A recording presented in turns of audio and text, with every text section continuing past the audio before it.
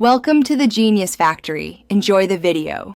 You start by opening Imobile and signing in.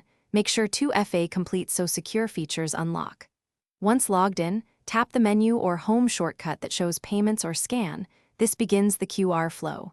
If the app asks for camera access, allow it now. Without permission, scanning won't work. Also, check your internet connection and keep the app active. This prevents timeouts while the camera initializes and finds the QR region. Once done, choose the Scan QR or Pay by QR option so the camera view opens. Position the QR code inside the on-screen guide box and make sure lighting is adequate. Poor light prevents detection. Move slowly to center the code and hold the phone steady while the app processes. You'll see a progress indicator or instant pop-up with merchant details. Verify the payee and amount shown. This helps avoid sending funds to the wrong recipient before you confirm. After the QR decodes, review the merchant and amount details carefully, then confirm payment with your PIN or biometric.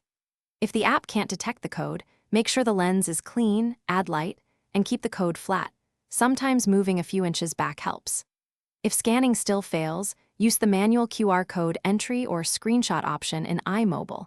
And if errors persist, use the in-app support or logs to report the issue so it can be investigated.